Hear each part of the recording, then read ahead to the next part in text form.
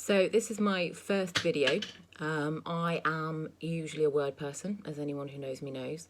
I like pictures of people who aren't me, but I don't put myself on camera very often. So if I'm a little bit stuttery and stammery, please bear with me. It's not my native environment by any stretch of the imagination. I decided to do it today because I wanted to speak to those of you who might be feeling a little bit like me and a little bit like some of my clients. And by clients, I don't mean my daytime clients, which most of you know I'm a communications professional in the daytime. I work in digital. I mean my parent coaching clients. Parent coaching is something I've done for 5 years. I don't talk about it very often in public. I find it slightly difficult to admit to, not because I'm ashamed of it. I'm not, I love it, but because I tend to get two reactions from people. One is from people who know me, who look at me slightly incredulously, often very incredulously, and go, you talk to parents about how to parent better. What advice do you give them, Kirsty? Drink more gin?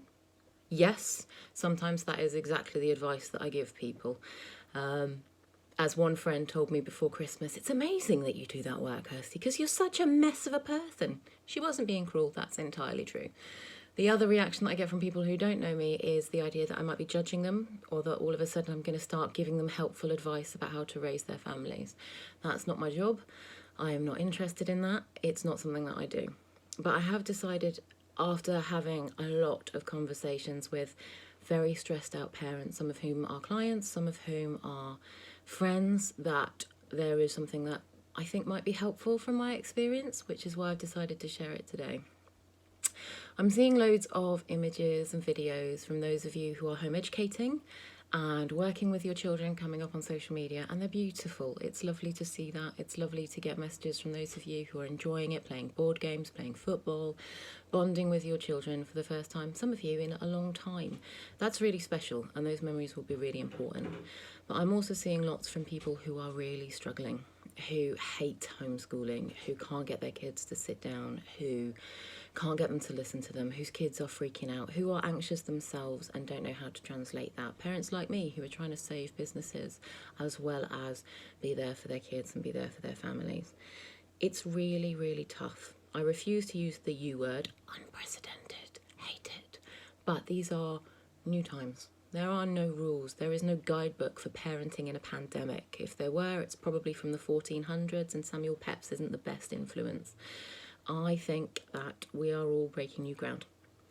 And what I would suggest is that, without sounding like a cliche, the be kind mantra that was really popular last month is probably still relevant now, but in a different way. Something that just about everyone who works with my children and everyone who works with me hears all the time is to change your language.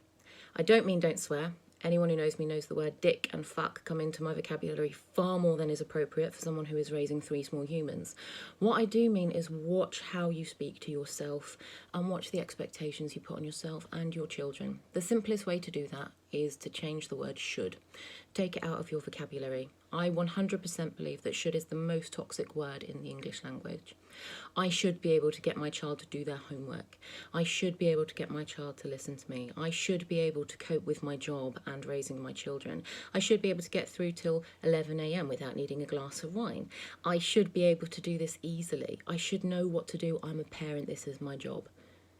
That language is shamey. It's shaming on your children. It's shaming on you. It says that you're getting it wrong. It says that there is a rule. It says that somehow you know more than everybody else about how to do this, or that you're missing out on some kind of secret. There's no shame in not knowing how to do this. There's no shame in finding this hard. Change your language up. Try could. We could try some homework today. We could also not. We could try to get through till 11:15 without our first glass of wine. We could also not. We could try to be a little bit kinder on ourselves. If you need to go to the toilet to have a little cry, go to the toilet and have a little cry. It's not unhealthy for your children to see that you have emotions. Actually, it's one of the most powerful things you can do. Yes, children do find tears and anger discomforting, but that's because we all find tears and anger discomforting. It's scary for all of us. It's never something that we all know how to deal with, but they're part of being human. And right now, the thing that we do need to be most is human. So if you could do anything differently today, I urge you, without trying to sound like a walking parenting guidebook, because I'm not, to just be a bit gentler on yourself. Give yourself a break and do what you need to get through. We're all in survival mode, and that's okay. Thanks, guys. Bye.